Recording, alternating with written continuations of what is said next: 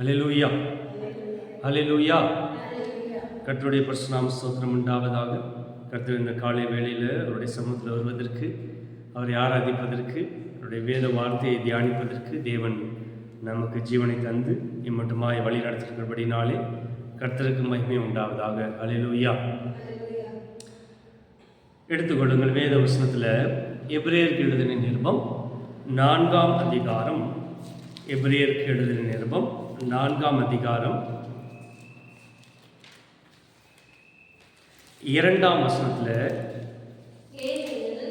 சுவிசேஷம் அவர்களுக்கு அறிவிக்கப்பட்டது போல நமக்கும் அறிவிக்கப்பட்டது. கேட்டவர்கள் விசுவாசம் இல்லாமல் கேட்டபடியினால் அவர்கள் கேட்ட வசனம் அவர்களுக்கு பிரயோஜனப்படவில்லை. பாருங்க, இந்த ஆசிரியர் எபிரேயருக்கு எழுதின நிருபத்தின் ஆசிரியர் சொல்லும்போது சொல்லுகிறார், ஏனெனில் சுவிசேஷம் அவர்களுக்கு அறிவிக்கப்பட்டது போல நமக்கும் அறிவிக்கப்பட்டிருக்கிறது. கேட்டவர்கள் விசுவாசம் இல்லாமல் கேட்டபடியினால் அவர்கள் கேட்ட வசனம் அவர்களுக்கு பிரயோஜனம் படவில்லை. ஹல்லேலூயா. அப்போ சுவிசேஷ வார்த்தைகள், நாம் பேசுகிற சுவிசேஷ வசனங்கள், இல்லை நாம் கேட்கிற வசனங்கள், சுவிசேஷ வார்த்தைகள், இயேசு கிறிஸ்துவை குறித்தான வாக்கியங்கள், அவர் என்ன செய்ய போகிறார், எப்போ வரப்போகிறார், என்ன செய்வார் என்பதை இரட்சிப்பு எப்படி உண்டாகும், தேவன் எப்படி விடுவிப்பார் என்பதான கொடுத்த வார்த்தைகளை நாம் கேட்ட பிறகும் கூட அவை பிரயோஜனப்படாமல் போக வாய்ப்பு இருக்கிறது. ஹல்லேலூயா. அப்போ நாம் பேசுகிற வார்த்தைகள் எல்லாம் பிரயோஜனப்படும் என்றால் வேத வசனம் சொல்லுகிறது ஒருவேளை அது பிரயோஜனப்படாமல் போகலாம். ஏன் பிரயோஜனப்படாமல் போகலாம்னா வசனம் சொல்லுது பாருங்க, ஏனெனில் சுவிசேஷம் அவர்களுக்கு அறிவிக்கப்பட்டது போல நமக்கும் அறிவிக்கப்பட்டது, கேட்டவர்கள் விசுவாசம் இல்லாமல் கேட்டபடினாலே. ஹல்லேலூயா. அப்போ நாம் கேட்கிற வார்த்தைகளை நாம் விசுவாசம் இல்லாமல் கேட்கும்போது அது எவ்வளோ பெரிய முக்கியமான வார்த்தைகளாக இருந்தாலும், எவ்வளோ பெரிய ரகசியமான வார்த்தைகளாக இருந்தாலும் அவைகள் ஒருபோதும் நம்முடைய வாழ்க்கையில் என்ன செய்யாது, பிரயோஜனப்படவில்லை என்றால் என்ன, கிரியை செய்யாது. It will not work. ஆனால் வேத வசனத்தை குறித்து சொல்லப்பட்டிருக்கிற தேவன் தம்முடைய வாயிலிருந்து புறப்பட்ட வார்த்தைகள் ஒருபோதும் அவர் தம்முடைய கிரியைகளை செய்யாமல் எங்கே போவாதாம், திரும்பி போவார். அது தேவன் வாயிலிருந்து புறப்பட்டிருக்கிற வார்த்தை கட்டாயமாக செய்ய வேண்டிய காரியங்களை செய்து தான் போகணும். ஆனால் அது அதனுடைய முக்கியத்தை குறித்து ஆண்டவர் சொல்றார். அப்படிப்பட்ட வேத வார்த்தைகளை கூட நாம் பிரயோஜனப்படாமல் மாற்றக்கூடும் என்றால் அது யாருடைய விசுவாசம்? நம்முடைய விசுவாசம். ஏன்னா தேவ வாக்கே சொல்லியிருக்கிறது, தேவனுடைய வாயிலிருந்து புறப்பட்ட வார்த்தை அது ஒன்று செய்யாமல் திரும்பி போவார். அப்படிப்பட்ட வல்லமையுள்ள வார்த்தையை பிரயோஜனப்படாமல் போகக்கூடும் என்றால் அது யாருடைய விசுவாசத்தினாலே? அவிசுவாசத்தினாலே, நம்முடைய அவிசுவாசத்தினாலே. ஒருவேளை நாம் கேட்கும்போது விசுவாசம் இல்லாமல் கேட்டோம் என்றால், விசுவாசம் இல்லாமல் கேட்கிறது என்றால் என்ன? Just we are hearing, we don't have any faith on those words. நம்ம அதை பின்பற்றி ஏற்றுக்கொள்றதும் கிடையாது, அதை பின்பற்றுறதும் கிடையாது. ஜஸ்ட் காலப்போக்கில் okay, like we go to church, we just hear, we pass time, we come, we don't have any attachment with those words. அந்த வார்த்தைகள் கூட நம்ம கூட என்ன கிடையாது, ஒரு அட்டாச்மெண்ட் கிடையாது. இது என்னுடைய வாழ்க்கையில் சொல்லப்பட்டிருக்கிறது, இப்படி தானே செய்யணும், ஒரு விசுவாசம் கிடையாது. ஆகையினாலே அவைகள் என்ன செய்ய போகிறது கிடையாதா, பிரயோஜனப்பட போகிறது இல்லை. ஹல்லேலூயா. அப்போ இந்த இடத்துல பார்க்கும்போது பாருங்க, ஏனெனில் நமக்கு அறிவிக்கப்படுகிறதுக்கு முன்பதாகவே வேத வார்த்தை சொல்றது சுவிசேஷம் அவர்களுக்கு என்ன செய்யப்பட்டுச்சா, அறிவிக்கப்பட்டுச்சா. யாருக்கு பாருங்க, முதலாவது சுவிசேஷம் என்கிற வார்த்தை யாருக்கு சொல்லப்படலை? புதிய ஏற்பாட்டு காலத்தில் இருக்க நமக்கு சொல்லப்படலை. வசனம் சொல்லுது அவர்களுக்கு. ஃபர்ஸ்ட் யாருடைய பேர் வருது? அவர்களுக்கு அறிவிக்கப்பட்டது போல யாருக்கு அறிவிக்கப்பட்டுச்சா? அப்போ நமக்கு சுவிசேஷம் எப்படி அறிவிக்கப்பட்டதோ அதே போல பழைய ஏற்பாட்டு காலத்திலையும் இஸ்ரவேலருக்கு என்ன அறிவிக்கப்பட்டுச்சு? சுவிசேஷத்துக்கு சேம் கான்செப்ட் தான். என்னது? அவர் உங்களை சத்துருடைய கையில் என்ன செய்வார்? விடுவிப்பார், ரட்சிப்பார், மீட்பார், சமாதானத்தை கொடுப்பார், வழி நடத்துவார், ஒரு சந்தோஷமான இடத்துல தேசத்தை உங்களுக்கு தருவார். இதுதான் சுவிசேஷனுடைய கான்செப்ட். புதிய ஏற்பாட்டு சுவிசேஷன் என்ன கான்செப்ட்? இயேசு கிறிஸ்து வந்தார், நமக்காக மரித்தார், ரட்சிப்பை உண்டாக்கினார், நம்மை அழைத்தார், நம்மை மீட்டு கொண்டார், சபைக்குள்ள வர வைத்தார், நமக்குன்னு ஒரு நித்திய தேசத்தை தேவன் ஏற்படுத்தி இருக்கிறார். பழைய ஏற்பாட்டுக்கு சுவிசேஷத்தின் கான்செப்ட் என்ன? அவர்கள் இஸ்ரேல் எகிப்திய ஜனங்களுடைய அடிமைத்தனத்தில் இருந்தாங்க, தேவன் அவர்களை மீட்டார், விடுவித்தார், ரட்சித்தார், சத்துருவுக்கு விரோதமாக மீட்டு கொண்டார், வழி நடத்தினார், தம்முடைய கட்டளைகளை கொடுத்தார், ஒரு நிரந்தர தேசத்தை கொடுத்தார். கான்செப்ட் ரெண்டுமே சேம் தான். அப்போ எப்படி நமக்கு சுவிசேஷம் அறியப்பட்டது? அவருக்கு என்ன செய்யப்பட்டுச்சா? அவர்களை மீட்டதான் இயேசு கிறிஸ்து தான். அவர்களை வழிநடத்தினது தான் இயேசு கிறிஸ்து தான். அவர்களோடு கூட இருந்தது யார் தான்? வேத வசனத்தின்படி இயேசு கிறிஸ்து தான். அந்த கண்மலையின் தண்ணீரை கொடுத்தார்கள், அந்த கண்மலை யார் தான்? கிறிஸ்துவே. அவர்களை மீட்டு கொண்டது அவர் தான். அவர்களை வழிநடத்தினது அவர் தான். அவர்களுக்கு கட்டளைகளை கொடுத்தது யார் தான்? அவரே தான், இல்லையா? தேசத்தை கொடுத்தது அவர்களுக்கு தான். அதே போலதான் புதிய ஏற்பாட்டு காலத்தில் அவர்களுக்கு அறிவிக்கப்பட்ட சுவிசேஷத்தை போல யாருக்கு அறிவிக்கப்பட்டுச்சு? நமக்காக அவர் வந்தார், பிரஜாதியா நமக்காக மன்னித்தார், ரட்சிப்பை உண்டாக்கினார், மீட்டு கொண்டார், வழி நடத்துகிறார். எல்லா பாவ வாழ்க்கையிலிருந்து சரியான ஜீவன் செய்வதற்கு என்ன கொடுக்கிறார்?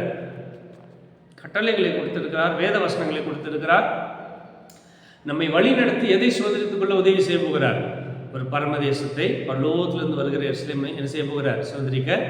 ஆனால் இதில் என்ன, அதை பிரயோஜனப்படாமல் செய்யப்படும் என்றால் அது யாருடைய அவிசுவாசம்? நாம் கேட்கிறோம். இங்கே வேதவசம் சொல்லுது கேட்காம இல்லை, அவர்கள் கேட்டார்கள். அதான் அந்த வசனம் சொல்லுகிறது, கேட்டும் என்ன செய்யலையா? உணரல, கண்டும் உணரல, காணாதவர்கள் போல. அப்போ அநேக தேவனுடைய பிள்ளைகள் இந்த காலகட்டத்திலையும் சுவிசேஷத்தை என்ன செய்கிறாங்க? கேட்குறாங்க, வேதவசனத்தை கேட்குறாங்க. வேதவசனம் அவங்களுக்கு தெரியாது இல்லை, ஆனால் அவர்களுக்கும் அந்த வேதவசனத்துக்கு என்ன கிடையாது? ஒரு சம்பந்தமே கிடையாது. அதை ருசி பார்ப்பதோ, அதை தம்முடைய வாழ்க்கையில் அபியாசப்படுத்துவதோ ஒரு ப்ராக்டிஸும் இல்லை என்கிறதுனால அந்த வசனங்கள் எல்லாம் நிறையா பேருடைய வாழ்க்கையில் என்ன ஆகிட்டே போகுது?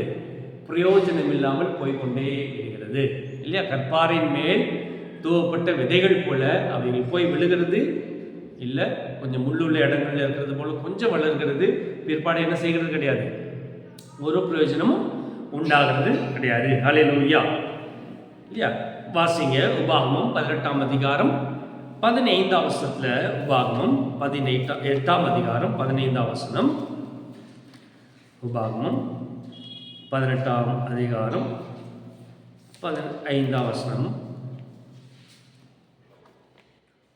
உன் தேவனாகிய கர்த்தர் என்னை போல ஒரு தீர்க்கதரிசியை உனக்காக நடுவே உன் சகோதரனிலிருந்து எழுப்ப பண்ணுவார், அவருக்கு செவி கொடுப்பீர்களாக. இது யார் சொல்லுகிறது?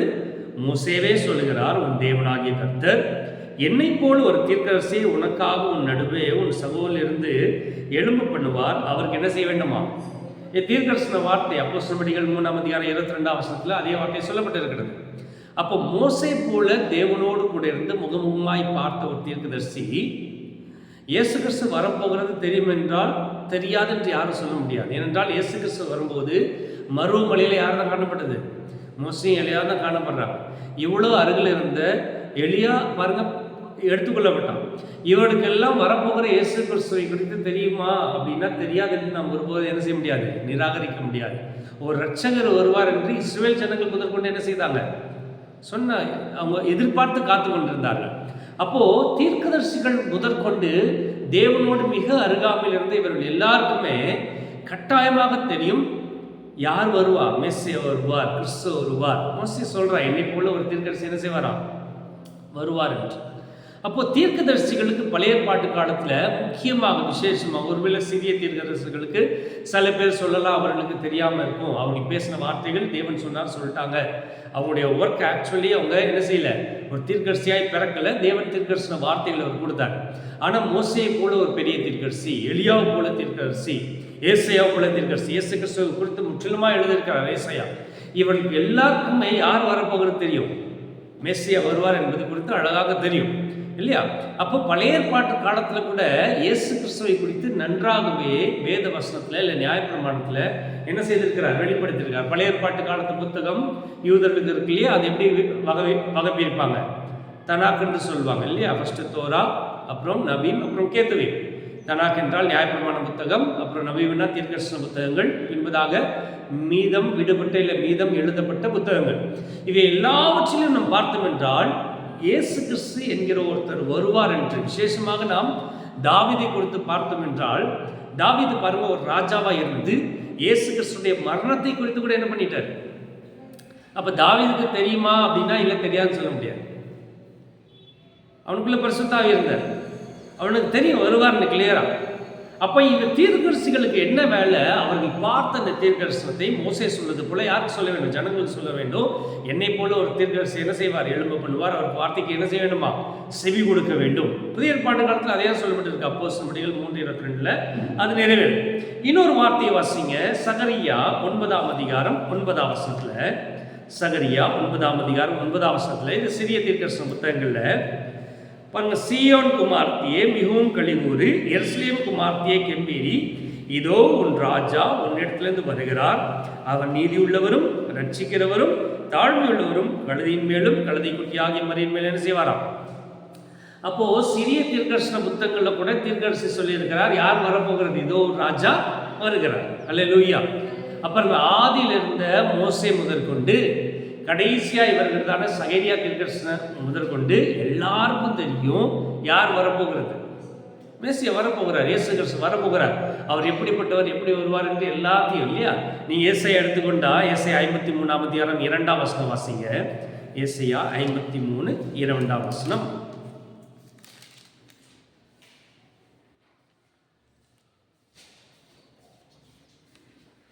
ஏசாயா 53ஆம் அதிகாரம் 2ஆம் வசனம்.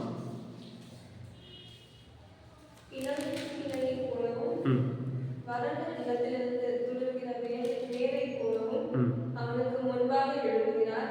அவனுக்கு அழகுநிலை சௌந்தரியம் இல்லை. அவனை பார்க்கும்போது நாம் அவனை விரும்பத்தக்க ரூபம் அவனுக்கு இல்லாதிருந்தது. பாருங்க, இவ்வளவு அழகா யார் எழுதிட்டு போயிட்டது? ஏசாயா தீர்க்கதரிசி.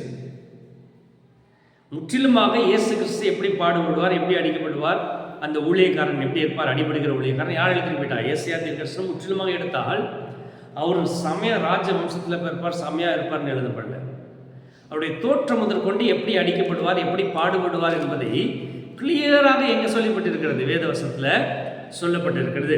அப்போது பழைய பாட்டு காலத்தில் தேவன் தீர்க்கதரிசிகளையும் ராஜாக்களையும் தலைவர்களையும் முதற்கொண்டு என்ன செய்திருக்கிறாரு? எழுப்பியிருக்கிறார். அவர் மூலமாய் தீர்க்கதரிசனம் உடைத்திருக்கிறார். அவர்களுக்கு நன்றாகவே தெரியும் யார் வரப்போகிறது. இயேசு கிறிஸ்து வருவார், மேசியா வருவார். அவருடைய பேர் என்னன்னு கூட சேலை சொல்லப்பட்டது. அப்போ இஸ்ரவேல் ஜனங்கள் சொல்ல முடியுமா? இல்லை, எங்களுக்கு தெரியாது. இல்லை, சொல்ல முடியாது. எப்போ சொல்ல முடியும்? இந்த தீர்க்கதரிசிகளோ இந்த ராஜாக்களோ இந்த தலைவர்களோ இந்த வார்த்தைகளை சரியாய் அவர்களுக்கு போதிக்காத பட்சத்தில், இல்லை கேட்கிற மக்கள் விசுவாசம் இல்லாமல் கேட்கும்போது அந்த வார்த்தை என்ன செய்யாதா? பிரயோஜனப்படாது. எவ்ரியில் வார்த்தை இல்லையா? கேட்டவர்கள் விசுவாசம் இல்லாமல் கேட்டாதனாலே அந்த வார்த்தை என்ன செய்யல? அவர்களுக்கு சுவிசேஷம் அறிவிக்கப்பட்டது போல நமக்கு என்ன செய்யப்பட்டுச்சான்?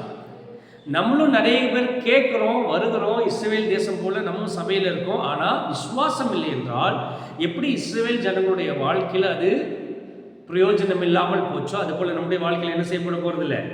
எப்படி இஸ்ரவேல் ஜனங்களுடைய வாழ்க்கையில் இயேசு கிறிஸ்து வந்துட்டு மறிச்சிட்டு போயிட்டு இன்னும் விசுவாசிக்கலையோ அதுபோல் சபையின் மத்தியிலையும் தேவன் ஒரு காலம் வருவார், வந்துட்டு போவார், யாருக்கும் தெரியாது. அல்லேலூயா. பழைய ஏற்பாட்டு காலத்தில் கூட முடியும் போது இயேசு கிறிஸ்து சரீரத்தில் பிறந்து அவர்களுக்கு தன்னை வெளிப்படுத்தினார். அநேகர் ஏற்றுக்கொண்டார்கள். பேதர் கொண்டு ஏற்றுக்கொண்டார். இவர் யாருன்னு கிளியராக தெரியுது. அல்லேலூயா. அல்ல, புதிய ஏற்பாட்டு காலத்தில் சபைக்கு இயேசு கிறிஸ்து எங்கே வரப்போகிறது கிடையாது. சரீரத்தில் இந்த உலகத்தில் வரப்போகிறது கிடையாது. ரகசிய வருகையில் வேதவசனத்தின்படி மத்திய வாரத்தில் தான் என்ன செய்ய போகிறாரு? நம்ம சபை அவருக்கு செவி கொடுக்கக்கூடும் என்றால் நாம் அவருடைய சத்தத்துக்கு செவி கொடுத்து மேலே தான் போவோம். அப்போ உலகத்தில் பார்த்த இஸ்ரவேல் ஜனங்களே விசுவாசம் இல்லாமல் இருந்தபடியினாலே இயேசு கிறிஸ்து உலகத்தில் வந்து கூட அவர்களுக்கு பிரயோஜனமாகல. இயேசு கிறிஸ்து வாக்கு பண்ணுறாரு, அவர் மத்தியில் நான் ஒரு கூட்டத்தை ஜனத்தை ரட்சிப்பேன். அவர்களுடைய பிரயாசத்தினால கிடையாது. அதுபோல் புதிய ஏற்பாட்டு காலத்தில் சபைக்கு இயேசு கிறிஸ்து உலகத்தில் வரப்போகிறதே கிடையாது. மத்திய வானத்தில் வருவார். உலகத்தில் வந்து இயேசு கிறிஸ்துவே அவர்களை அடையாளம் கண்டுபிடிக்கவில்லை என்றால் மத்திய வானத்தில் வந்து வரப்போகிற இயேசு கிறிஸ்து எப்படி அடையாளம் கண்டுபிடிப்போம்? ஒருவேளை நாம் விசுவாசம் இல்லாமல் இருந்தோம் என்றால், இல்லை நாம் கேட்கிற வார்த்தைகளை பழைய ஏற்பாட்டு காலத்து தீர்க்கதரிசிகளை போல இல்லை ராஜாக்கள் போல சரியாய் சொல்லிக் கொடுக்கவில்லை என்றால் எப்படி நாம் எடுத்துக்கொள்ளப்படுவோம்? சபைக்கு வருவோம், உட்கார்ந்துருப்போம், அதனால் என்ன செய்ய போகிறது இல்லை, ஒரு பிரயோஜனமும் ஆக போகிறது இல்லை. சரியா? அப்போ இந்த வாக்கியங்கள் எல்லாம் தீர்க்கதரிசிகளுக்கு சொல்லப்பட்ட வாக்கியம். வாசிங்க சங்கீதம் 110ஆம் அதிகாரம் 4ஆம் வசனத்தில். சங்கீதம் 110ஆம் அதிகாரம் 4ஆம் வசனம். நீர் மெல்கிசேதேக்கின் முறைமையின்படி என்றென்றைக்கும் ஆசாரியராய் மனம் ஆதாமும் இருப்பார். இது யார் சொல்லுகிறது? தாவீதின் சங்கீதம். தாவீது யாரை குறித்து தீர்க்கதரிசனம் சொல்றான்? ஒரு ராஜா. மெல்கிசேதேக்கின் முறைப்படி என்ன செய்வாராம்? அதேதான் எபிரேயரில் எழுதப்பட்டிருக்கு. மெல்கிசேதேக்கின் முறைமைப்படி ராஜாவுமாய் இருப்பார், ஆசாரியனுமாய் இருப்பார். அல்லேலூயா. அப்போ இயேசு கிறிஸ்துவை குறித்து தீர்க்கதரிசிகள் சொல்லியிருக்கிறாங்க, ராஜாக்கள் சொல்லியிருக்கிறாங்க, அதிபதிமார்கள், பெரியவர்கள், மூப்பர்கள் எல்லாருக்கும் தெரியும், சொல்லியிருக்காங்க. இயேசு கிறிஸ்துடைய நாட்களில் கூட ஒரு மேசியா வருவார்னு விதவிஸ்தர் என்ன செய்கிறாங்க? காத்து கொண்டு இருக்கிறார்கள். அவர்களுக்கு தெரியும் நன்றாகவே.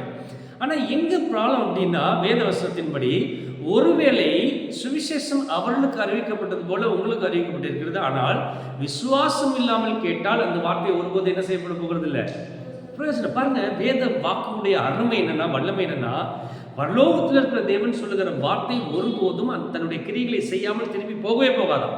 ஆனாலும் மனுஷனாகி நாம் இஸ்ரவேல் ஜனங்கள் போல விசுவாசம் இல்லாமல் இருந்தோம் என்றால் அப்படிப்பட்ட வல்லமையுள்ள வார்த்தை கூட என்ன செய்யாது, பிரயோஜனம். தீபாவளி வரும்போது பட்டாசு வெடிப்பாங்க இல்லையா? பட்டாசு வாங்கி வெடிச்சு, சில பட்டாசுகள் டம்முன்னு வெடிக்கிற பட்டாசை வாங்கி வச்சுட்டு வருவாங்க. என்ன செய்யாது, ஒரு காற்று இருக்கிறது. இந்த பட்டாசு தான் வெடிக்கும் கட்டாயமா, அதுக்குள்ள அக்கினி இருக்கு, மருந்து இருக்கு அப்படின்னு பெரிய விசுவாசம் நம்மளுக்கு இருக்கு. ஆனால் பாருங்க, சில பட்டாசு போய் வச்சா என்ன செய்யப்படல, அப்படியே காத்து கொண்டு இருப்போம், புஷ்ஷுன்னு போயிடும். அப்போ அப்பேற்பட்ட ஒரு பட்டாசு கூட என்ன இல்லாமல் போயிடுது, பலன் இல்லாமல் போகுது. உள்ள மருந்து இருக்கு, அக்கினி இருக்கு. அது போல நமக்கு விசுவாசம் இல்லை. சில பேர் நின்று சொல்லுவாங்க, வெடிக்காதுன்னு வேணும்னு. நான் சொன்னலடா வெடிக்கல. அதுபோலதான் அநேகர் பழைய ஏற்பாட்டு காலத்தில், அநேகர் கூட இல்லை, முற்றிலுமாய் இஸ்ரவேல் ஜனங்களுக்கு சொல்லப்பட்ட தீர்க்கதரிசன வார்த்தைகளை அவர்கள் ஒருபோது என்ன செஞ்சது கிடையாது, விசுவாசித்ததே கிடையாது.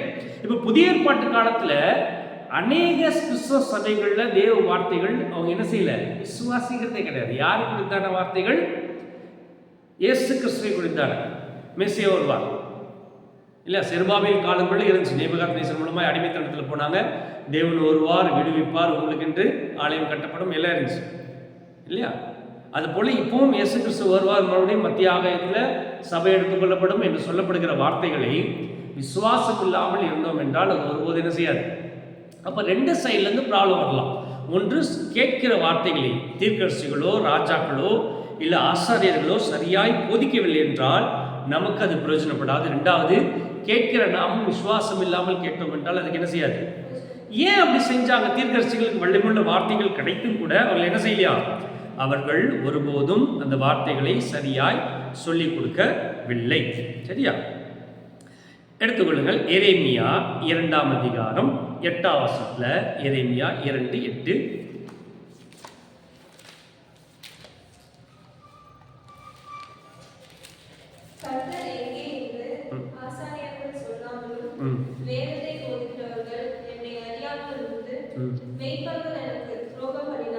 யார் யாரெல்லாம் சொல்றாரு? முதலாவது ஆசாரியர்களை குறித்தும், இரண்டாவது வேதத்தை போதிக்கிறவர்களும், மூணாவது. அப்ப இவர்கள் எல்லாருமே உயர்ந்த ஸ்தானத்தில் இஸ்ரவேல் ஜனங்களுக்கு மேல வைக்கப்பட்ட ஜனங்கள், அதிபதிகள், மேய்ப்பர்கள், வேதத்தை போதிக்கிறவர்கள், ஆசாரியர்கள். இவருடைய வேலை என்ன? சரியாய் சொல்லிக் கொடுப்பது. வேதத்தை குறித்து நியாயப்பிரமாணம் கற்றுக் கொடுப்பது பெரிது கிடையாது. நியாயப்பிரமாணத்தில் மறைந்திருக்கிற மேசியாவை கற்றுக் கொடுக்க வேண்டும். தீர்க்கதரிசிகளை சொல்வது பெருசு கிடையாது. தீர்க்கதரிசியில் இருக்கிறதான இயேசு கிறிஸ்துவை சொல்லிக் கொடுக்க வேண்டும். வேதத்தை போதிக்க வேண்டும். என்னத்தை சும்மா அப்படியே நியாயப்பிரமாணத்தில் வந்து காணிக்கை செலுத்தி வந்து கோஷம் போட்டு அதை சொல்லிக் கொடுக்கறது இல்லை. எதை சொல்லிக் கொடுக்கணும்? மேசியாவை கூட சொல்லிக் கொடுக்க வேண்டும். எப்படி வெளிப்பட போகிறார் அப்படின்னு சொல்லிக் கொடுக்க வேண்டும். ஆனால் இவர்கள் எல்லாருமே என்ன செய்யல, ஸ்பிரிச்சுவல் பாட்டை சொல்லிக் கொடுக்கல, ஆவிக்குரிய பாட்டை சொல்லிக் கொடுக்கல. உலகத்தில் என்ன செய்ய வேண்டும், எது செய்ய வேண்டும் என்பதை மட்டும் சொல்லிக் கொடுத்தாரு. அவர்களுக்கு எது லாபமாக இருக்கிறதோ அதை குறித்து சொல்லிக் கொடுத்தாரு. எல்லா ஃபெஸ்டிவல்ஸ் வரும், பண்டிகைகள் வரும், கொண்டு வாங்க, பலிகளை கொண்டு வாங்க, காணிக்கைகளை கொண்டு வாங்க, அப்படி செய்யலாம், இப்படி செய்யலாம், ஆடல் பாடல் செய்யலாம், கொண்டாடலாம். ஆனால் யார் குறித்தும் அவர்கள் கரிசனைப்படவில்லை. தங்களுடைய தேவனை குறித்து ஒருபோதும் கற்றுக் கொடுக்கவில்லை. பிற்பாடு வந்த தீர்க்கதரிசிகள். ஆகையினால எரேமியா தீர்க்கதரிசி மூலமாக சொல்லப்படுகிறது, அவர்கள் என்ன செய்தாங்களா? முதலாவது யாரு? ஆசாரியர்கள், வேதத்தை போதிக்கிறவர்கள், மேய்ப்பர்கள் முதற்கொண்டு என்ன செய்தாங்களா? துரோகம் செய்தாங்க. சரியா? இப்ப வாசிங்களேன், அப்போஸ்தலர்கள் 3ஆம் அதிகாரத்தில் இன்னொரு வார்த்தை சொல்லப்பட்டிருக்கிறது. மோசே கூட சொல்லப்பட்ட வாக்கியங்கள்ல அப்போஸ்தலர்கள் 3ஆம் அதிகாரம் 22ஆம் வசனத்துல, மோசே பிதாக்களை நோக்கி உங்கள் தேவனாகிய கர்த்தர் என்னை போல் ஒரு தீர்க்கதரிசியை உங்களுக்காக உங்கள் சகோதரன் என்ன செய்வாராம்? அவர் உங்களுக்கு சொல்லும் எல்லாவற்றையும் அவருக்கு என்ன செய்யுங்க? அந்த தீர்க்கதரிசிகள் சொல் கேளாதவன் எவனோ அவன் ஜனத்தில் இராதபடிக்கு என்ன செய்யப்படுவானாம்? அப்ப தீர்க்கதரிசிகளுடைய வார்த்தைக்கு அவ்வளவு வல்லமை இருந்துச்சு. எப்ப இருந்து? அடுத்த வருஷத்துல சாமுவேல் முதற்கொண்டு எத்தனை பேர் தீர்க்கதரிசனம் உரைத்தார்களோ அத்தனை பேரும் இந்த நாட்கள் என்ன செய்றாங்களாம்? நீங்கள் அந்த தீர்க்கதரிசிகளுக்கு புத்தராக இருக்கிறீர்கள். ஆனா யாருக்கு சொல்லல? இயேசு கிறிஸ்துவுக்கு. எப்போ முதற்கொண்டு சொல்லப்படுகிறது? யாருமே நிராகரிக்க முடியாது. சரி, நமக்கு இந்த பண்டிகைகள் இருக்கு இல்லையா, 7 பண்டிகைகள் லேவியர் ஆரம்பத்தில், அதை குறித்து இயேசு கிறிஸ்து ஒருபோதும் பிரசங்கம் பண்ணவில்லை. சரியா? ஆனால் பண்டிகைகளில் இயேசு கிறிஸ்து போறார். பிரதிஷ்டை, ஆலய பிரதிஷ்டையில் போறாரு, மாத பிறப்பில் போறாரு, பாஸ்ஓவர் பஸ்கா பண்டிகையில் போறாரு. ஆனால் கிளியராக என்ன செய்யல? பழைய பாட்டு காலத்தில் இப்படி இருக்கு அப்படி இருக்குன்னு ஒரு பிரசங்கம் நிறைய பண்ணல. எப்படி நமக்கு தெரியும் பண்டிகைகள் இயேசு கிறிஸ்து இருக்காருன்னு? முதலாவது பண்டிகை பஸ்கா, இயேசு கிறிஸ்து பலியானார். அப்புறம் அன்லிவன் பிரெட், அப்புறம் முதற் பலி பண்டிகை, இயேசு கிறிஸ்து மரித்து எழுந்ததில் முதற் பலி. எப்படி நம்மளுக்கு தெரியும்? அப்புறம் 50 நாள் காத்திருப்பு, கூடார பண்டிகை, அபிஷேக பண்டிகை, பெந்தேகோஸ்தே நாள், கடைசியில் கூடார பண்டிகை. அதில் இயேசு கிறிஸ்து எப்படி நம்மளுக்கு தெரியும்? புதிய ஏற்பாட்டில் ஒன்றும் இல்லை. அப்போ புதிய ஏற்பாட்டில் இருக்கிற நமக்கே பழைய ஏற்பாட்டில் எழுதப்பட்டிருக்கிற பண்டிகைகளில் முதற்கொண்டு யார் இருக்கிறது? இயேசு கிறிஸ்து என்பது எப்படி தெரிஞ்சுது? ஏன்னா நமக்கு யாரோ சொல்லிக் கொடுத்துருக்கார்கள். அவர்கள் வேதவசனத்தை போதிக்கிறவர்களாக இருக்கலாம், மேய்ப்பர்களாக இருக்கலாம், ஊழியக்காரர்களாக இருக்கலாம், அபிஷேகம் பண்ற தாசர்களாக இருக்கலாம். ஏதோ ஒரு புத்தகம் போட்டு இல்லை வேதத்தை நமக்கு சொல்லிக் கொடுத்ததின்படி நம்மளுக்கு புரிஞ்சு போயிடுச்சு. பலிகளை எடுத்துக்கொண்டா கூட நம்மளுக்கு அது இயேசு கிறிஸ்து தான் தெரியும். பாவ நிவாரண பலி, அவர் நமக்காக பாவம் பலிவானார் இல்லையா? குற்ற நிவாரண பலி, ஸ்தோத்திர பலி, எப்படி நம்மளுக்கு தெரியும்? நமக்கு புதிய ஏற்பாடை புரிந்து கொள்ள முடியலையே. ஆனால் பழைய ஏற்பாட்டில் இருக்க மிகவும் கடினமான லேவியராகமம், யாரும் படிக்காத புத்தகத்தில் இருக்க பலி காணிக்கைகள் கூட இயேசு கிறிஸ்துவை சொல்லுகிறது என்று எப்படி நம்மளுக்கு தெரியும்? என்றால் தேவன் ஏற்படுத்தின தீர்க்கதரிசிகள், அப்போஸ்தலர்கள், ஊழிய தலைவர்கள், எல்லாரையும் வேதத்தை போதிக்கிறவர்களும் சொல்லிக் கொடுத்துருக்கிறாங்க. அது இயேசு கிறிஸ்து இல்லையா? இது நம்ம கிட்ட வந்தது கொஞ்ச நாளுக்கு முன்பாக. ஆனால் இஸ்ரவேல் ஜனங்கள் மத்தியில் இந்த தனாக், தீர்க்கதரிசன புத்தகங்கள், நியாயப்பிரமாணம், இல்லை மீதமுள்ள புத்தகங்கள் எல்லாவற்றையும் கையிலே வைத்துக்கொண்டு உபதேசம் பண்ணி கொண்டிருந்த அவர்களுக்கு கூட எதை மறந்துட்டாங்க? பலினா என்னன்னு தெரியும், வந்துருவாங்க பலி எடுத்துட்டு என்னுடைய பாவத்துக்காக. காணிக்கைனா என்னன்னு தெரியும், ஃபெஸ்டிவல் கொண்டாட தெரியும். ஆனால் இயேசு கிறிஸ்து இதுக்குள்ள இருக்கிறார், மேசியா வரப்போகிறார், அதை குறித்து எழுதப்பட்டிருக்கிறது. அவர் தான் வெளிப்படுவார், அவர் தான் நித்திய. நீங்கள் வசனத்தில் பார்த்தீங்கன்னா ஏசாயில நித்திய ராஜ்யத்தை உண்டு பண்ணுவேன்னு சொல்லியிருக்காரு. நித்திய ராஜ்யம் ஒரு மனுஷன் தாவீதின் மூலமாக வந்த சந்ததியை நித்திர சாலமன் கொடுப்பார், நித்திய ராஜ்யத்தை ஏற்படுத்துவேன்னு சொல்லியிருக்காரு. சாலமன் என்ன நித்தியமாக இருக்க போகிறோம்? இப்போ ஏதோ நித்திய ராஜ்யத்தை குறித்து சொல்லியிருக்கிறாரு அப்படின்னு ஏன் ஆசாரியர்கள் கற்றுக் கொடுக்கல?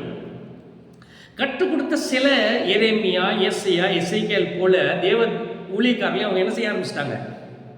அடிக்க ஆரம்பிச்சிட்டாங்க. அதில் உள்ள ரகசியங்களை சொல்லிக் கொடுக்கறது கூட யார் ஏற்றுக்கொள்ளல? இஸ்ரேல் ஜனங்கள் ஏற்றுக்கொள்ளல, அடிக்க ஆரம்பிச்சிட்டாங்க. அப்போ நிறைய பேர் கற்றுக் கொடுக்கவில்லை, கற்றுக் கொடுத்த கொஞ்சம் தேவ தீர்க்கதரிசிகளை அவர்கள் என்ன செய்யல? அடிச்சு போட்டாங்க, கொண்டு போட்டாங்க, சொந்த ஜனங்களே அடிச்சாங்க. கடைசியாக அடிச்சது யார் தான்? இயேசு கிறிஸ்து வந்து தன்னை வெளிப்படுத்துகிறார். நான் பரலோகத்திலிருந்து இறங்கி வந்தேன், அவரை பிடிச்சி அடிங்கப்பா. அப்ப சொல்லிக் கொடுக்காத அநேக பிரதான ஆசாரியர்கள் இருக்கிறாங்க, அநேக தீர்க்கதரிசிகள் இருக்கிறாங்க. ஆகையினால தேவன் பழைய ஏற்பாட்டு காலத்தில் அவங்களை திட்டுறாரு, இவங்களை தோகம் பண்றாங்க, தங்கள் வயிற்றுக்கே ஊழியம் செய்கிறாங்க, கள்ள போதகர்கள், கள்ள தீர்க்கதரிசிகள். ஏன்?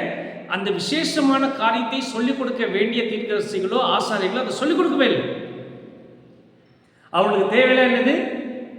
காணிக்கை வரதா சாப்பிடு, பலி வரதா சாப்பிடு, குடும்பத்தை நல்லா வளர். அப்போ வசனம் சொல்லுகிறது, அப்போ அவர்களுக்கு அறிவிக்கப்பட்ட சுவிசேஷம் கிரியை செய்யாத போல இந்த காலத்துலேயும் அப்படிதான் இருக்கும். எப்போ விசுவாசம் என்கிற வார்த்தை அதில் கிரியை செய்யலைன்னா அந்த வார்த்தை ஒருபோதும் நம்மளுக்கு என்ன செய்யாது? பிரயோஜனப்படாது. மல்கியா 2ஆம் அதிகாரம் 1-2 வாக்கியங்கள். மல்கியா 2ஆம் அதிகாரம் 1 பாருங்க. இப்போதும் ஆசாரியர்களே, இந்த கட்டளை உங்களுக்குரியது. நீங்கள் கேளாமலும் என் நாமத்துக்கு மகிமையை செலுத்தும்படி இதை சிந்தியாமல் இருந்தால் நான் உங்களுக்கு முன்பாக என்ன அனுப்புவேனா? அப்ப ஆசாரியர்கள் முதற்கொண்டு என்ன செய்யல? ஏன்னா இயேசு கிறிஸ்து நாட்களில் யார் இருந்தா? ஆசாரியர்கள் இருந்தாங்க. அவர்கள் முதற்கொண்டு இயேசு கிறிஸ்து மேசியா பற்றி சொல்லிக் கொடுக்கல. எடுத்து படிச்சிருக்கலாமே. வரப்போகிற ராஜா எப்படி வரமாட்டார், சந்ததியில் வரமாட்டார், கிறிஸ்துவ ராஜாமாய் வரமாட்டார். ஏசாயா தீர்க்கதரிசனம் எடுத்து படித்தா அதில் எப்படி வருவார், அடிக்கப்படுகிற வண்ணம். தாவீதுடைய புத்தகங்கள் இருக்கு, எப்படி காட்டி கொடுக்கப்படுவார், கஷ்டப்படுவார், துக்கப்படுவார், பாவத்தை எல்லாம் எழுதப்பட்டிருக்கிறது. ஆனால் சொல்லிக் கொடுக்கல. ஏன்னா சொல்லிக் கொடுத்தா இவர்கள் அவர்களை பின்பற்ற மாட்டார்கள், காணிக்க வராது, பலி வராது. இவர்கள் மட்டும் எந்த ஸ்தானத்தில் இருந்தாங்க. சரியா? ஆசாரியர்களை தேவன் திட்டினாரு பாருங்க. ஏசாயா 1:23 பார்த்தீங்கன்னா தலைவர்களை தேவன் திட்டார், மூப்பர்களை திட்டார். நீங்களும் என்ன செய்யல? அப்போ 2 காரியம். ஒரு வேத வார்த்தை பிரயோஜனம் இல்லாமல் போவதற்கு 2 சைட்லேருந்து முக்கியமான காரியங்கள். ஒன்று, பழைய ஏற்பாட்டு காலத்தின்படி இந்த தீர்க்கதரிசிகளோ மூப்பர்களோ தலைவர்களோ ஆசாரியர்களோ வேதத்தை போதிக்கிறவர்களோ மேய்ப்பர்களோ சரியாய் மேசியாவை பற்றி சொல்லவில்லை. 2வது, சரியாய் சொல்லவில்லைன்னா ஜனங்கள் எப்படி விசுவாசிப்பாங்க? சரியாய் சொல்லணும் ஜனங்கள் என்ன செய்ய மாட்டாங்க? விசுவாசிக்க மாட்டாங்க. எப்படி விசுவாசிப்பாங்க? அப்போ வசனம் சொல்லுது, கேட்டவர்கள் விசுவாசம் இல்லாமல் கேட்டதுனால. அப்போ 2 காரியம். ஒருத்தர் சொல்றவன் சொல்றதை கேட்கிறவன் 2 பேரும் சரியாய் கிரியை செய்யவில்லை என்றால் தேவனுடைய வாயிலிருந்து புறப்படுகிற வல்லமையுள்ள வார்த்தைகள் கூட கிரியை செய்யாமல் போயிடும். அப்போ அந்த காலத்தில் இயேசு கிறிஸ்து மேசியா வருகிறதை அவங்க ஏற்றுக்கொள்ளாத போல இன்னும் ஏற்றுக்கொள்ளலை. அதே போல இந்த காலத்திலையும் புதிய ஏற்பாட்டு சபையின் காலத்தில் மேசியா வருவார், நம்மை ரட்சிப்பதற்கு மறுபடியுமாக மத்திய வானத்தில் வருவார் என்று பவுல் முதற்கொண்டு எல்லாரும் சொல்லிட்டு போயிட்டாங்க. இயேசு கிறிஸ்து கூட சொல்லியிருக்கிறார், நான் மறுபடியும் என்ன செய்வேன், ஒரு இடத்தை ஆயத்தம் பண்ணி உங்களை கூட்டி சேர்ப்பேன் அப்படின்னு. ஆனால் இப்போ இந்த காலத்தில் எழுந்திருக்கிறதான ஆசாரியர்கள், ஊழியக்காரர்கள், அப்போஸ்தலர்கள், தீர்க்கதரிசிகள் மற்றும் அவர்களை பின்பற்றுகிறதான கூட்டங்கள், இவர்கள் யாரை குறித்து சொல்லிக் கொடுக்கறது இல்லை. அவர் எப்போ வரப்போகிறார், நாம் என்ன செய்ய வேண்டும், சபை எப்படி வளர வேண்டும், சபை யாருக்குரியது, மகிமை எப்படி கடந்து வரும், எப்படி வரங்களினால் நிரப்பப்பட்டிருக்க வேண்டும், பரிசுத்தமாக எப்படி இருக்க வேண்டும் என்பதை யாரும் சொல்லிக் கொடுக்கறது இல்லை. அவங்க செய்கிற பெரிய தப்பு என்ன, குறைகள். பழைய ஏற்பாட்டு காலத்தில் இந்த தலைவர்கள் செய்த அதே 3 முக்கிய காரியங்களை செய்கிறார்கள். அதை மட்டும் சொல்லுகிற பாருங்களேன். உபாகமம் 28 அதிகாரம் 1-14 முற்றிலுமா வாசிக்க வேண்டாம், முதல்ல 2 வசனங்களை வாசிக்கலாம். உபாகமம் 28 அதிகாரம் 1-2 வசனம்.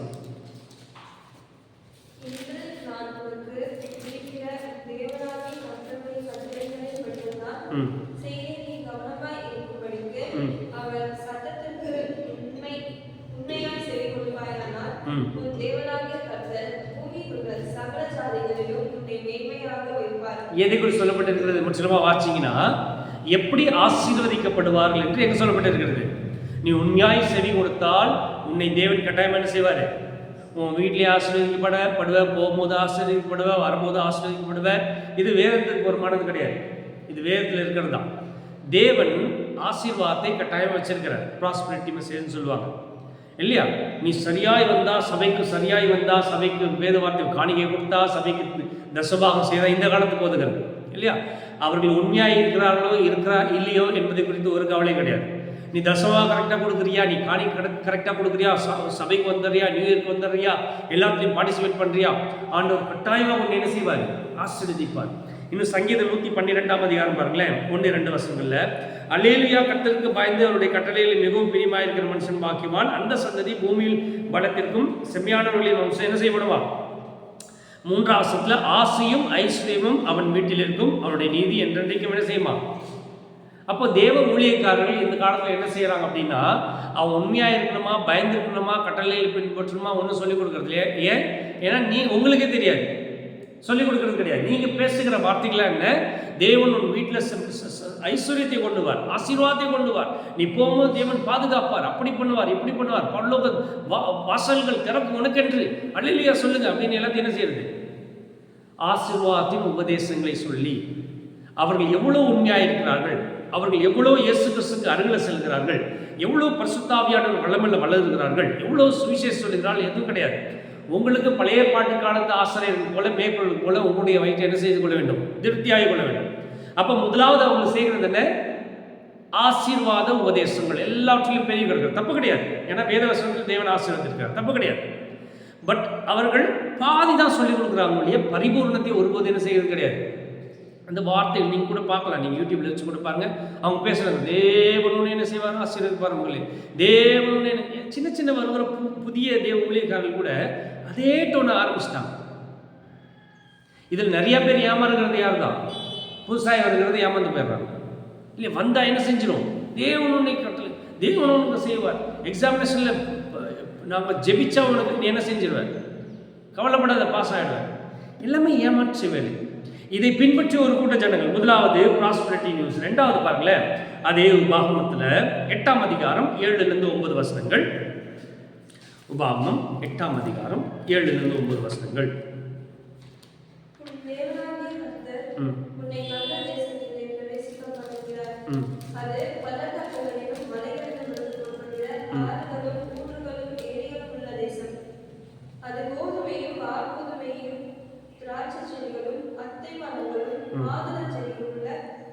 இது ரெண்டாவது என்ன உபதேசம், மோட்டிவேஷனல் ஆர் இன்ஸ்பைரிங் மெசேஜஸ்.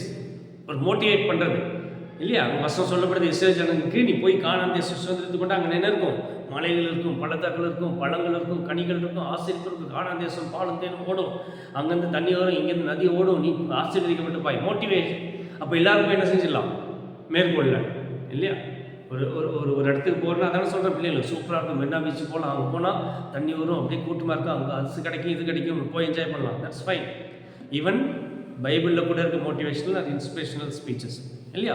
இப்போ அநேக ஊழியக்காரர்கள் இதுதான் பின்பற்றாங்க. பரலோகம் இறங்கி வரும், தேவன் தம்முடைய ஆவியினால் எப்போது உனக்கு ஆசீர்வாதமாகவே இருக்கும், உன்னுடைய கண்கள் திறக்கப்படும், அப்படி செய்வாய் இப்படி செய்வாய், உன் குடும்பத்தில் சமாதானப்பட்டிருக்கும், தேவனும் பசியில் இருக்கும்போது பாலும் தேனும் வயிற்றிலிருந்து புறப்படும், மற்றவங்களுக்கு என்ன போகும், மோட்டிவேஷனல் ஸ்பீச்.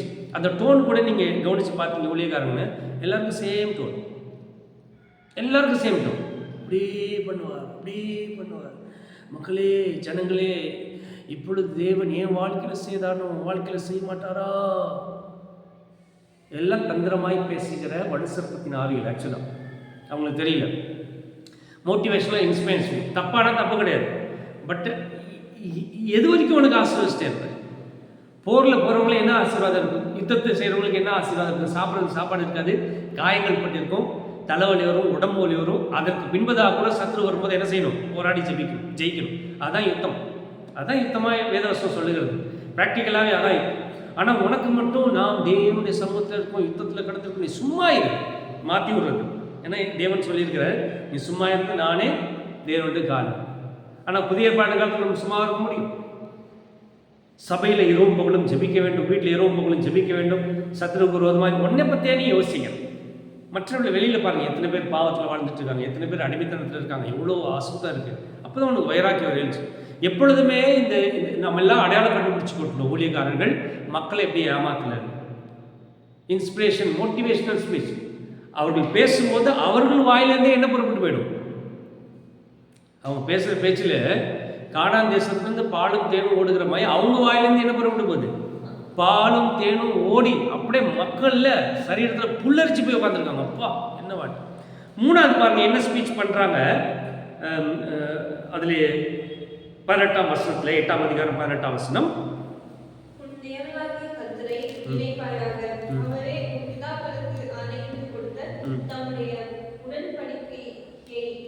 எட்டாம் அதிகாரம் 18ஆம் வசனமா, உபாகமம் 8:18. சொல்லுங்க.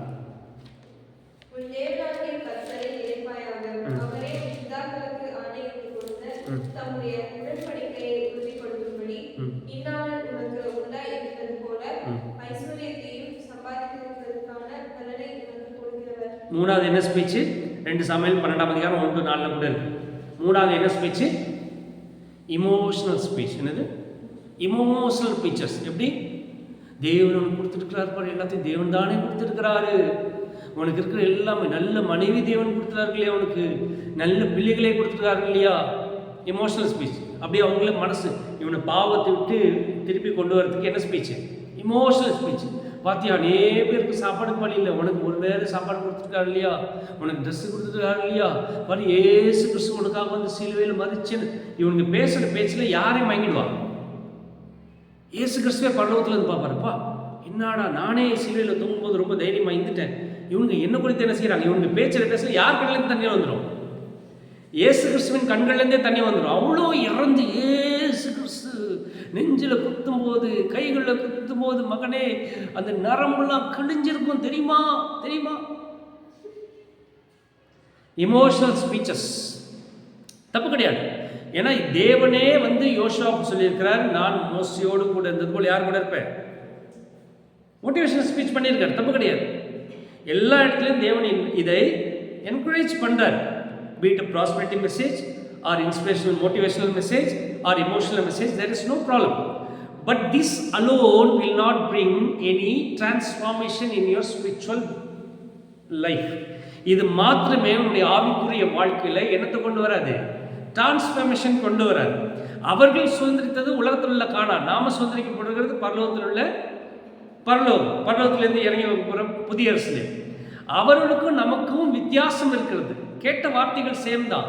அவர்கள் மறுபடவில்லை, நாம மறுரூபமாகணும் அதை சுதந்திரித்துக் கொள்வதற்கு.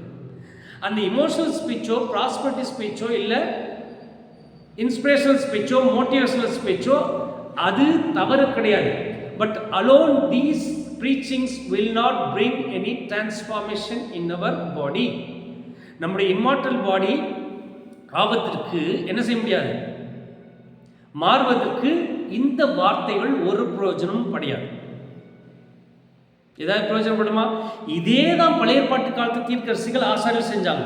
வாங்க வாங்க சபைக்கு வாங்க, ஆசீர்வதிக்கப்படுவீங்க, வெளியே கொண்டு வாங்க, ஃபெஸ்டிவலில் கொண்டாடலாம், கவலைப்படாதீங்க, எதிரிகள் வராங்களோ தேவன் உதவி செய்வார், தூது நினைப்பார், பாருங்க எகிப்திலிருந்து வரும்போது தேவன் செய்துட்டார், அப்படி செஞ்சிட்டார், இப்படி செஞ்சிட்டார். செருபாபேல் முதற்கொண்டு யோசுவா முதற்கொண்டு அவர்கள் திரும்பி வந்து தேவனுடைய வேலை செய்யாமல் உட்கார்ந்தாங்க. தேவன் ஆகாய தீர்க்கதரிசியை கொண்டு போய் சொல்றாரு செருபாபேலுக்கு, மறுபடியுமே எடுத்து கட்டு, சும்மையா உட்கார்ந்துருக்க, நீ தேவாலயத்தை கட்டாம எதை கட்டிட்டு இருக்க, உன் வீட்டை கட்டிட்டு இருக்க. செருபாபேல் அபிஷேகம் பண்ணப்பட்ட தேவ ஊழியக்காரன், யோசுவா இவர்கள் முதற்கொண்டு ஜனங்களை பார்த்தாங்க, சரி கட்டுற வீடு அமைதியா, அதே ரெனோவேஷன் பண்ணாங்க. தங்க வீட்டை எப்படி கட்டலாம் வேதவசனத்தில் இருக்கு. ஏன் மாறி போயிட்டாங்க? அபிஷேகம் பண்ண தேவ ஊழியக்காரர்கள் கூட அப்படி மாறிட்டாங்க. இன்னொரு தீர்க்கதரிசி எழுப்பி என்ன செய்யணும்? நாத்தான் தீர்க்கதரிசி தாவீது கிட்ட சொன்னான், உனக்கு ஒரு கதை சொல்கிறேன், ஒரு ஆடு இருந்துச்சு, அப்படியே அழகாக கதை சொல்லி. அப்புறம் தாவீது கேட்குறான், யார் அது? நீதான். ஏன்னா எமோஷனலாக சொல்லணும். அது சொன்னாங்க, தப்பு கிடையாது. இப்போ அப்படிதான். யாராவது பாவம் செஞ்சுட்டா, மகனே இப்படி இருக்கியா, மகளே இப்படி இருக்கியா, செய்யாத. நீ எமோஷனல் ஸ்பீச் கொடுத்து எவ்வளோ மக்களை திருத்துவ?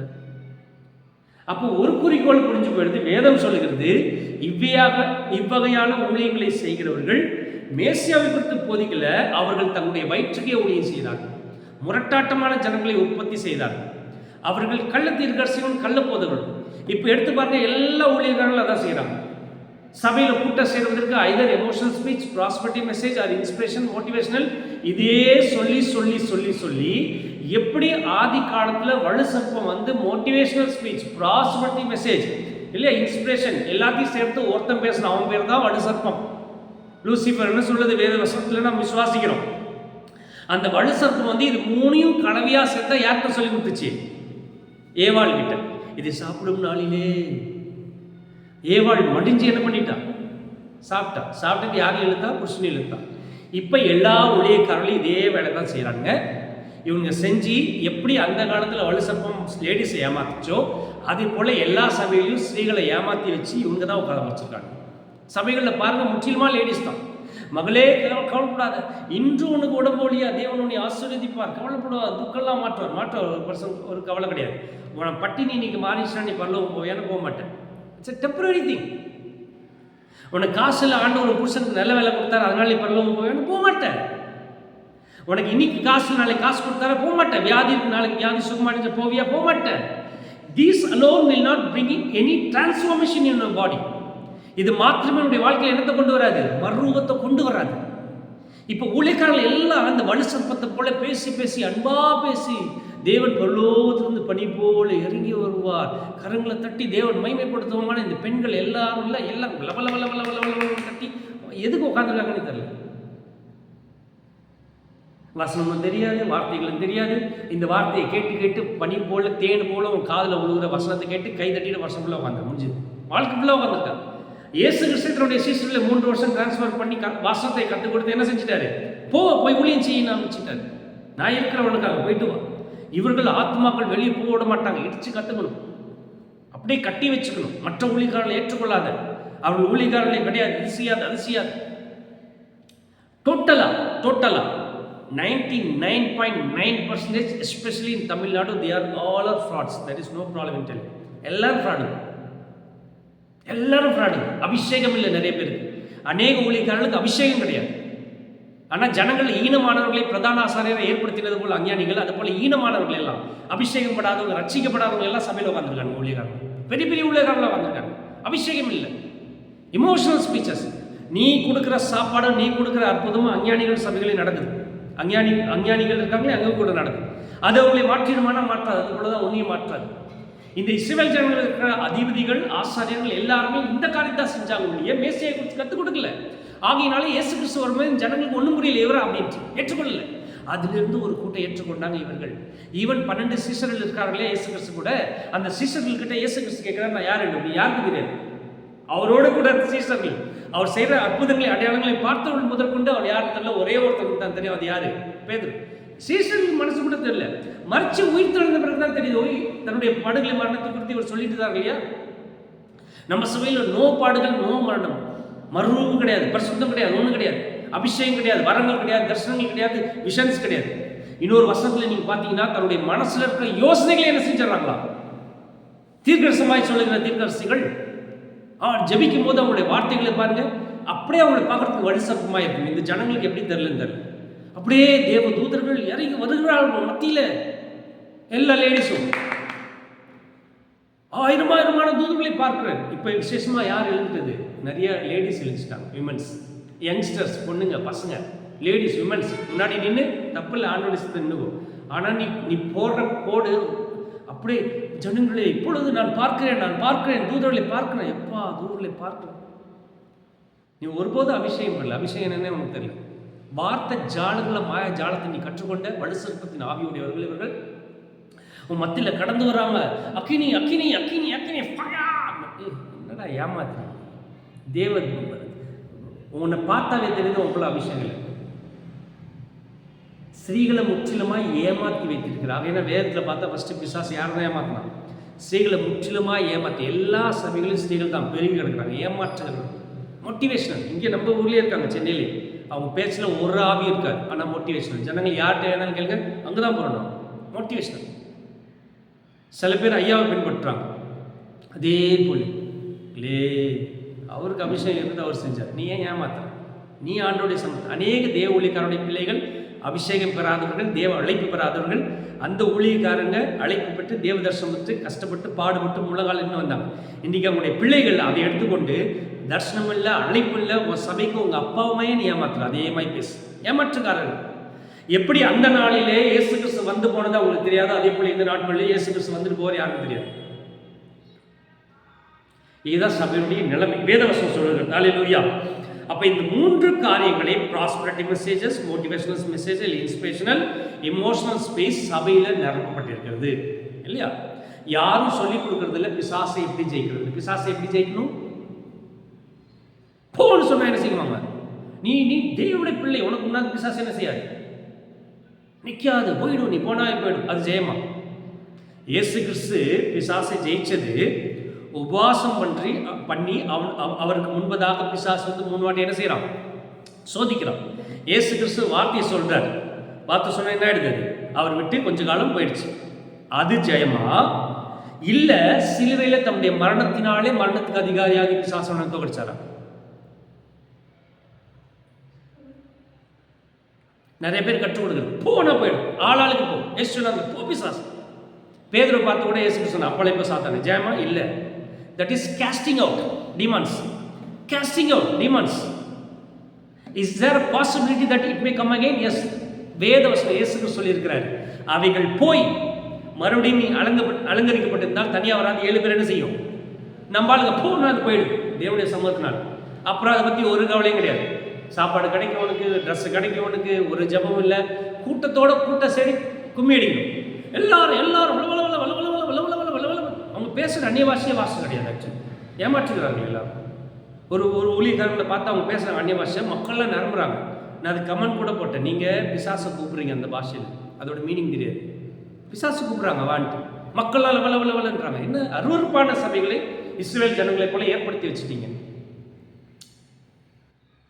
நீங்கள்லாம் எதிர்பார்த்து காத்து கொண்டீர்கள். இவர்களை நீங்கள் பரிசுத்த ஆலயத்திலிருந்து வெளியேற்றவில்லை என்றால் மறுபடுறது மிகவும் கஷ்டம். இயேசு கிறிஸ்து உபவாசம் முடிஞ்சு பிசாசுக்கு வசம் சொன்ன அவன் ஓடி போயிட்டான்ல, அதனால பிசாசு தோக்கடிக்கப்படலை. சிலுவையில் தான் மறிச்சதுனால தான் பிசாசு தோக்கடிக்கப்பட்டான். வசம் சொல்லுது, நம்முடைய மரணத்தினாலே மரணத்துக்கு அதிகாரியாகிய பிசாசன் என்ன செய்தார்? ஜெயிச்சார். நீ என்ன சொல்ற? போனா ஜெயிச்சிட்டாங்க, எல்லாரும் கைத்து கரங்களை தட்டு. இல்லை, அது போயிடுச்சு, திருப்பி வரும். வாமிட்டில் தான் வந்திருக்குது. அதை கற்றுக் கொடுக்குறாங்க.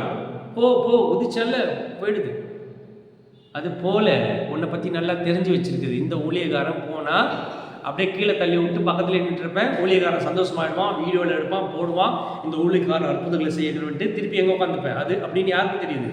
பிசாசு தெரியுது. ஆகையினால இந்த காலகட்டத்தில் போய் கை வச்சாவே யாரும் வந்துடும் டபக்குன்னு. பக்கத்தில் தான் நின்றுருக்கு. எல்லாரும் கை தட்டுறாங்க. பாருங்க, விடுதலை கொடுத்தாரு. விடுதலை கொடுக்கல, அது உன்னை ஏமாத்த கற்றுக்குச்சு.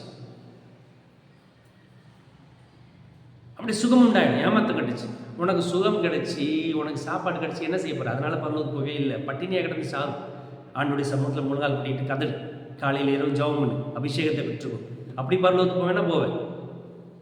This motivational speeches, inspirational speeches, அதெல்லாம் எது வரைக்கும் தான்? யுத்தம் நடக்கிற வரைக்கும் தான். போ, நான் உனக்கு உதவி செய்வேன், நீ போ யுத்தம் செய்ய, நான் உனக்கு உதவி செய்வேன். அவ்வளோதான் மோட்டிவேஷனல் ஸ்பீச், இன்ஸ்பிரேஷன். ஆண்டவர் காணாமல் கொடுப்பார். When you enter inside the battle, then these speeches will not work. இதனால உனக்கு பிரயோஜனம் இல்லை. நீ நிற்கணும் பிசாசுக்கு முன்னாடி. அங்கே யாரும் உனக்கு மோட்டிவேஷனல் ஸ்பீச் கொடுக்கல. போராடணும், சர்வாயுத வர்க்கத்தை தரிக்கணும், அவனை பார்க்கணும், அவன் யார், எப்படி கிரியை செய்யறான்னு உனக்கு தெரியும். உன் சபை, உன் ஏரியாவில் சபை இருக்குது எத்தனை வருஷமா, அங்கே பிசாசுடைய கிரிகளை நடந்து கொண்டே இருக்கு. அதனால நீ ஜெபிக்கிறியா?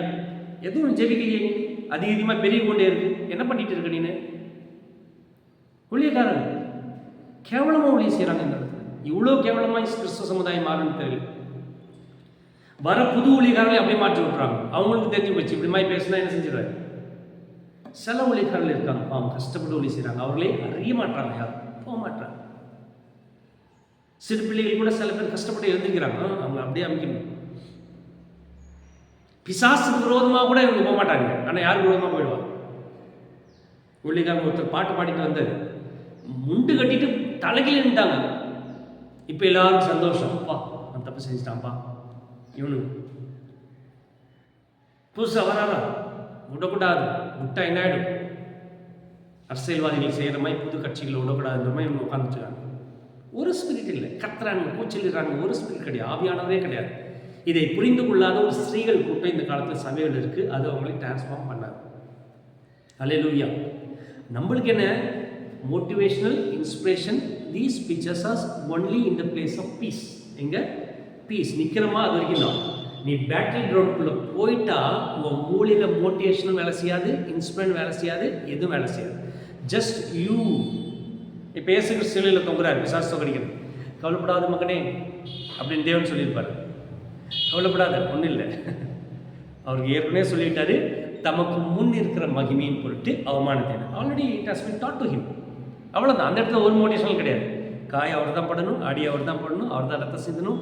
உனக்கு இதெல்லாம் வேணாம், காயம் வேணாம், அடி வேணாம், பசி வேணாம், நிர்மாணம் எது வேணாம். அப்படியே மோட்டிவேஷனல் பண்ணியே தூக்கிட்டு போய் இதை வைத்துக்கொண்டு நீ டிரான்ஸ்ஃபார்ம் ஆக முடியாது. மகிமைக்குரிய சரீரமாக நீ உன்னை மாற்ற முடியாது. அழிவுள்ளதாகிய சரீரம் அழியாமையை பெற்றுக்கொள்ள முடியாது. ஹல்லேலூயா. நீங்கள் வேணால் பாருங்கள், அடுத்த வருஷத்தில் தேவன் பெரிய மாற்றங்களை கொண்டு வருவார் ஊழியக்காரர்களுக்கு. விசேஷமாக ஊழியக்காரர்களுக்கு மனமாறுதல் தேவை. காசு இருக்கிறனாலையோ பாஸ்டருடைய பிள்ளைகள்னாலையும் ஊழியம் செய்யாது. நீங்கள் முழங்கால் போட்டு ஃபாஸ்டிங்கில் ஆண்டோட தரிசிங்க, ஆண்டோட கேளுங்க உங்களுடைய அழைப்பு என்னன்று. அப்படி இருந்தால்தான் மகிமையுள்ள சரீரமாக என்ன செய்ய முடியும்? நம்ம மாற முடியும். நம்ம சபையை பரிசுத்தமாக என்ன செய்யணும்? எழுப்ப முடியும். ஹல்லேலூயா. அப்போது அநேகர் கேட்டுட்டு விசுவாசம் இல்லாமல் கேட்டதுனால, இந்த ஆசாரியர்கள் ஏமாத்துனதுனால இஸ்ரவேல் போயிட்டான். இந்த காலத்துலேயும் எல்லா ஊழியக்காரர்களும் சொல்ல நான் கஷ்டப்படலை, எல்லா ஊழியக்காரர்களும் 1% தான், 1% தான். இதெல்லாம் கேட்ட பேர் கூட சில பேர் மோட்டிவேஷன் பண்ணுவாங்க. கவலைப்படாது, பாவம் செஞ்சுட்டே கவலைப்படாது, ஆண்டவர் என்ன செஞ்சிடாரு, அதெல்லாம் இருக்க தான் செய்யும், ஏமாற்றுவாங்க. Teach someone to overcome the flesh. Teach someone to overcome his eyes. Teach someone to overcome his tongues. Teach someone, practice someone to overcome his flesh. Let him experience how to overcome this flesh and the eyes and the lust on this earth, in this earth. சரீரத்தின் கிரியைகள், கண்களின் இச்சைகளை எதிர்த்து மேற்கொள்றதை எப்படி ஜெயிக்கணுன்றதை ஒருத்தவங்க experience பண்ணணும்.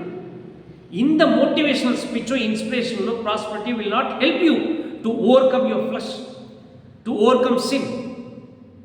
You have to stand against it and fight against it. நீ அதற்கு விரோதமாய் நின்று ஜெயிக்கணும், யுத்தம் செய்யணும். எப்படி? அதற்கு அதிகாரியாக பிசாசானவனை நீ மேற்கொள்ளணும், பார்க்கணும். யார் அது, எங்கிருந்து வர? அது செய்யவில்லை என்றால் நிச்சயமாக சொல்லுகிறேன், நாம் எல்லாம் நம்மளும் சேர்ந்தோம், எல்லாருமே எங்க மருவமாக முடியாது. அல்லேலூயா. அப்போ ஊழியக்காரர்களும் ஒழுங்கா இருக்கணும், வசனம் கேட்கிறவர்களும் விசுவாசிக்கணும். இதுதான் ஒரு எழுப்புதலை கொண்டு வரும். கடைசி நாளில் இயேசு கிறிஸ்து வரும்போது அவரை காண என்ன செய்யும்? உதவி செய்யும். சபை மகிமை மேல் மகிமை அடைந்து என்னவா மாறுமா? மருவமா மாறும். அல்லேலூயா. கர்த்தர் இந்த வசனத்தின் மூலமாக ஆசீர்வதிப்பாராக. ஜெபிக்கலாமா? கண்களை மூடி. அப்பா, இந்த காலை வேலைக்காய் நன்றி செலுத்துகிறோம். வேத வார்த்தைகளை சற்று நேரம் தியானிக்கும்படி நீர் கொடுத்த பெரிதான ஸ்லாகியத்துக்காய் நன்றி. கர்த்தர் இந்த வார்த்தைகளை எங்களுடைய இதயத்தில் எழுத வேண்டுமாய் ஜெபிக்கிறோம். Father, especially I pray for every churches and ministers, Father. It's very disturbing condition, Father. They are not thinking about it, Father. உதவி செய்வீராக ராஜா. ஸ்தோத்திரம். கிருபை பாராட்டும், தேவனாம் மகிமைப்படட்டும். எங்களையும் ஆயத்தப்படுத்தும்படியாய் ஜெபிக்கிறோம். சகல துதியும் கனமும் மகிமையும் ஒருவருக்கு மாத்திரம் செலுத்துகிறோம். மீட்பர் இயேசுவின் வல்லமையுள்ள நாமத்தினாலே எல்லாவற்றையும் வேண்டிக் கொள்கிறோம் எங்கள் ஜீவனுள்ள நல்ல பிதாவே. ஆமென், ஆமென்.